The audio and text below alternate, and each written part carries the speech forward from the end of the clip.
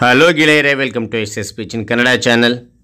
ಈ ಒಂದು ವಿಡಿಯೋದಲ್ಲಿ ಕನಕದಾಸ ಜಯಂತಿಯ ಕುರಿತು 10 ಸಾಲುಗಳ ಪುಟ್ಟ ಭಾಷಣ ನೋಡ್ತೋಣ. ಈ ಒಂದು ಭಾಷಣ ಅಂತಕ್ಕಂಥ ಇಷ್ಟವಾದರೆ ಒಂದು ಲೈಕ್ ಅನೇಕ ವಿಡಿಯೋದಲ್ಲಿ ಪ್ರೋತ್ಸಾಹ ತುಂಬ ಸಿಗುತ್ತೆ. ಇನ್ನೊಬ್ರಿಗೂ ಶೇರ್ ಮಾಡೋದು ಸಾಧ್ಯ. ಇಂಥ ಅನೇಕ ವಿಡಿಯೋಗಳ ಚಾನಲ್ ಸಬ್ಸ್ಕ್ರೈಬ್ ಆಗಿ. ಹಾಗೆ ನಿಮಗೆ ಯಾವ ರೀತಿಯ ಭಾಷಣ, ಯಾವ ರೀತಿಯ ಪ್ರಬಂಧ ಬೇಕಂತೇಳಿ ಕಾಮೆಂಟ್ ಮಾಡಿ. ಆ ವಿಷಯಕ್ಕೆ ತಕ್ಕಂತೆ ನಾವು ವಿಡಿಯೋ ಮಾಡಲು ಪ್ರಯತ್ನ ಪಡ್ತೇನೆ ಅಂತ ಹೇಳ್ತಾ, ಹಾಗಾದರೆ ಒಂದು 10 ಸಾಲುಗಳ ಭಾಷಣ ಯಾವ ರೀತಿ ಮಾಡೋಕೆ ನಾನು ತಿಳಿಸ್ತಾ ಹೋಗ್ತಾ ಬನ್ನಿ, ಕಲಿತಾ ಹೋಗಿ. ಓಕೆ, ಈ ಒಂದು ಭಾಷಣ ಕಲಿಯೋರು ಒಂದು ಸೂಚನೆ ಏನಂತೀರಾ, ಇಲ್ಲಿ 1ರಿಂದ 10 ಸಾಲುಗಳು ನಾವು ನೋಡುತ್ತೇವೆ. ಓಕೆ, 1ರಿಂದ 10 ಸಾಲುಗಳು ನೋಡ್ತೇವೆ. ಫಸ್ಟ್ ನೀವೇನು ಮಾಡ್ತೀರಾ, 10 ಪಾಯಿಂಟ್ಗಳನ್ನ ಚೆನ್ನಾಗಿ ಬರ್ಕೊಂಡ ನಂತರ ಪರ್ಫೆಕ್ಟಾಗಿ ಕಲೀರಿ. ಕಲಿತ ನಂತರ ಏನು ಮಾಡ್ತೀರಾ ಅಂದರೆ ಪಾಯಿಂಟ್ಗಳನ್ನು ಬಿಟ್ಬಿಡಿ. ವಿಷಯವನ್ನು ಸ್ಟೆಪ್ ವೈಸ್ ಹೇಳುವಾಗ ಹಾವಭಾವದ ಮೂಲಕ ಎಕ್ಸ್ಪ್ರೆಷನ್ ಕೊಡ್ತಾ ಏನು ಮಾಡ್ತೀರಾ, ಪಾಯಿಂಟ್ಸ್ ಹೇಳ್ತಾ ಹೋಗಿ. ಹಾಗೆ ಏನಾಗುತ್ತೆ ಅಂತಂದರೆ ಕೇಳೋರಿಗೆ ಅದ್ಭುತವಾಗಿರ್ತದೆ ನಿಮ್ಮ ಭಾಷಣ. Okay right. ಹಾಗಾದರೆ ನಾನು ನಿಮಗೆ ಇಲ್ಲಿ ಪಾಯಿಂಟ್ ವೈಸ್ ನಾನು ತಿಳಿಸ್ತಾ ಹೋಗ್ತೇನೆ. ಓಕೆನಾ? ಓಕೆ, ಮೊದಲನೇ ಪಾಯಿಂಟ್ ನೋಡಿ, ಎಲ್ಲರಿಗೂ ಶುಭೋದಯ. ಎರಡನೇ ಪಾಯಿಂಟ್, ನನ್ನ ಹೆಸರು ರಾಜು. ಮೂರನೇ ಪಾಯಿಂಟ್, ಇಂದು ಕನಕದಾಸರ ಜಯಂತಿ ಆಚರಿಸುತ್ತಿದ್ದೇವೆ.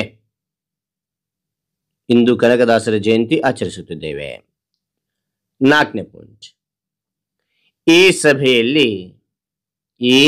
ಸಭೆಯಲ್ಲಿ ಕನಕದಾಸರ ಕುರಿತು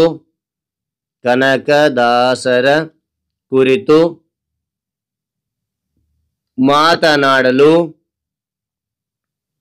ಬಯಸುವೆ. ಐದನೇ ಪಾಯಿಂಟ್, ಕನಕದಾಸರು ಒಬ್ಬ ಕೀರ್ತನಕಾರರು, ತತ್ವಜ್ಞಾನಿ, ಸಂತ ಹಾಗೂ ಸಮಾಜ ಸುಧಾರಕರಾಗಿದ್ದರು. ಓಕೆ, ಇಲ್ಲಿ ನೋಡಿ, ಪಾಯಿಂಟ್ಗಳನ್ನು ಬಿಟ್ಬಿಡಿ, ವಿಷಯ ಮಾತ್ರ ಹೇಳ್ತಾ ಹೋಗಿ. ನಾನು ಇವಾಗ ಹೇಳ್ತಾ ಹೋಗ್ತೀನಿ ನೋಡಿ. ಎಲ್ಲರಿಗೂ ಶುಭೋದಯ. ನನ್ನ ಹೆಸರು ರಾಜು. ಇಂದು ಕನಕದಾಸರ ಜಯಂತಿ ಆಚರಿಸುತ್ತಿದ್ದೇವೆ.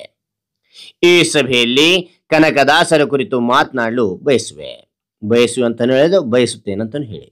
ಓಕೆ, ಕನಕದಾಸರು ಒಬ್ಬ ಕೀರ್ತನಕಾರರು, ತತ್ವಜ್ಞಾನಿ, ಸಂತ ಹಾಗೂ ಸಮಾಜ ಸುಧಾರಕರಾಗಿದ್ದರು.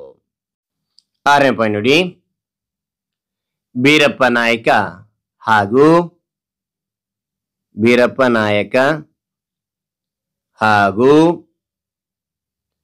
ಬಚ್ಚಮ್ಮ ದಂಪತಿಗಳಿಗೆ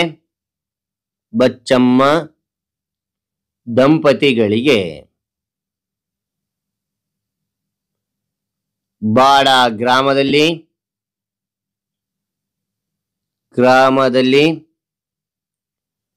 ಕನಕದಾಸರು ಜನಿಸಿದರು. ಮತ್ತೊಂದು, ಬೀರಪ್ಪ ನಾಯಕ ಹಾಗೂ ಬಚ್ಚಮ್ಮ ದಂಪತಿಗಳಿಗೆ ಬಾಡ ಗ್ರಾಮದಲ್ಲಿ ಕನಕದಾಸರು ಜನಿಸಿದರು.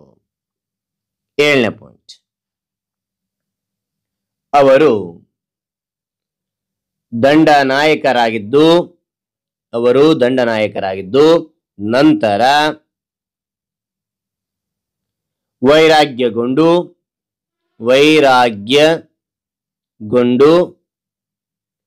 ಹರಿಭಕ್ತರಾದರೆಂದು ಹೇಳಲಾಗುತ್ತದೆ. ಮತ್ತೊಮ್ಮೆ, ಅವರು ದಂಡನಾಯಕರಾಗಿದ್ದು ನಂತರ ವೈರಾಗ್ಯಗೊಂಡು ಹರಿಭಕ್ತರಾದರೆಂದು ಹೇಳಲಾಗುತ್ತದೆ. 8ನೇ ಪಾಯಿಂಟ್, ಕಾಗಿನೆಲೆ ಆದಿಕೇಶವರಾಯ ಅವರ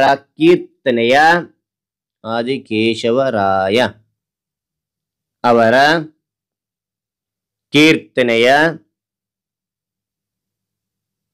ಅಂಕಿತವಾಗಿದೆ.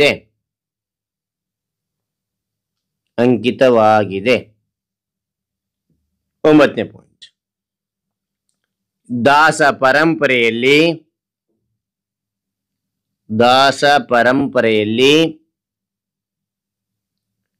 250ಕ್ಕೂ ಹೆಚ್ಚು ದಾಸರಲ್ಲಿ ಇಲ್ಲಿ ಹೆಚ್ಚ ಅಂತ ಆಗೈತೆ, ಹೆಚ್ಚೋದು. ಓಕೆನಾ. ಹೆಚ್ಚು ದಾಸರಲ್ಲಿ ಕನಕದಾಸರು ಒಬ್ಬರೇ, ಶೂದ್ರದಾಸರು. ಮತ್ತೊಮ್ಮೆ ನೋಡಿ, ದಾಸ ಪರಂಪರೆಯಲ್ಲಿ 250ಕ್ಕೂ ಹೆಚ್ಚು ದಾಸರಲ್ಲಿ ಕನಕದಾಸರು ಒಬ್ಬರೇ ಶೂದ್ರದಾಸರು. 10ನೇ ಪಾಯಿಂಟ್. ಅವರ ಕೀರ್ತನೆಯಲ್ಲಿ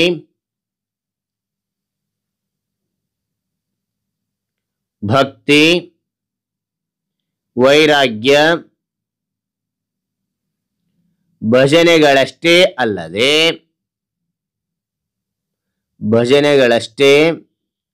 ಅಲ್ಲದೆ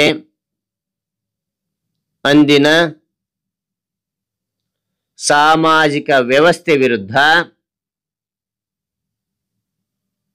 ಸಮರ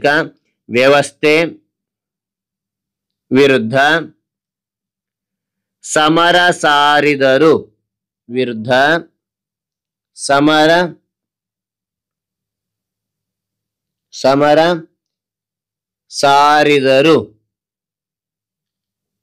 ಎಂದು